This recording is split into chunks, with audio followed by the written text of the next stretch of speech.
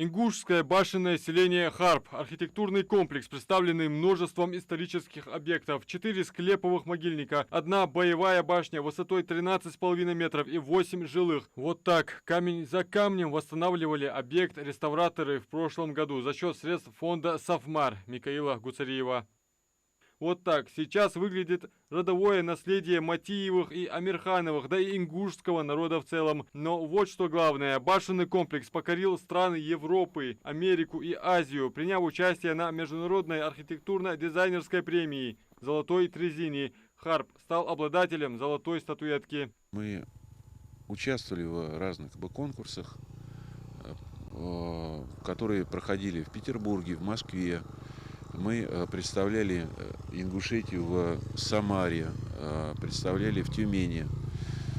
Интерес был огромный, но до сегодняшнего дня все объекты, которые мы представляли, они были отмечены дипломами. Это были и золотые, и серебряные дипломы.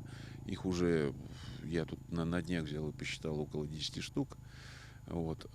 Интерес есть. Соответственно, в этом году было принято решение представить именно архитектурный комплекс Харпе на международный конкурс «Золотой Трезини». Собственно, что и было сделано, это не обычный конкурс. Все работы в виде фотографий, описания, чертежей загружаются в интернет. В Международный совет и жюри премии «Золотой Трезини» входят представители 34 стран. Это и генеральный директор Государственного Эрмитажа Михаил Петровский и руководство музея Кремля, а также ряда музеев западных стран.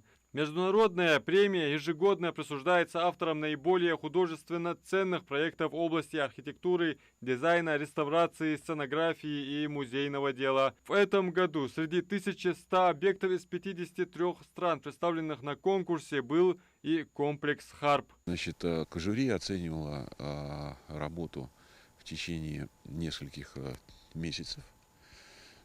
Мы, естественно, с нетерпением ждали результатов, кто же войдет в финал.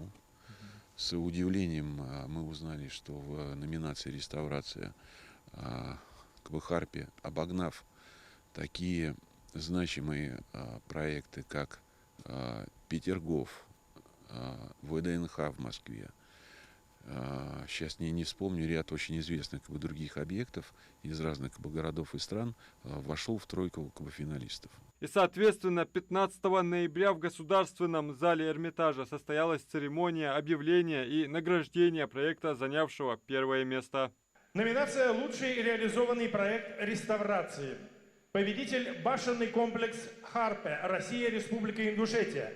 Заявитель АСМ Групп. Золотого Трезини и диплом победителя получает генеральный директор АСМ Групп Алексей Григорьевич Михайлов.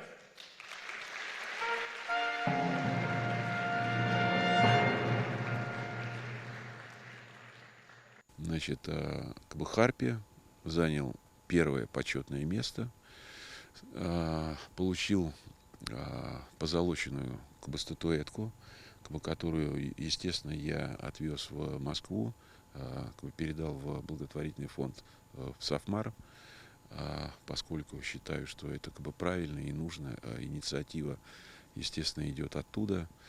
Вот.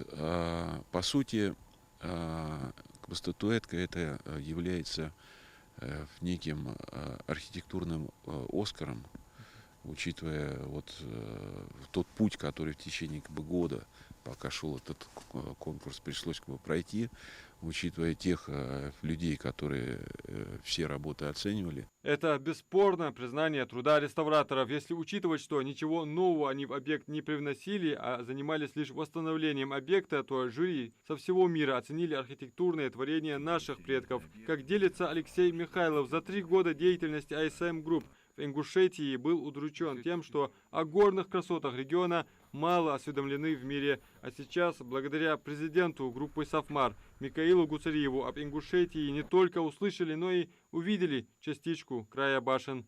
Стало звучать само слово Ингушетия, само название Ингушетия. И вот это, наверное, было самое важное и приятное. Потому что благодаря участием в конкурсах, освещением в различной прессе, люди узнают, это очень важно, потому что это уникально и это очень важно. Адам Мережков, Сулейман Костоев, Магаз 24.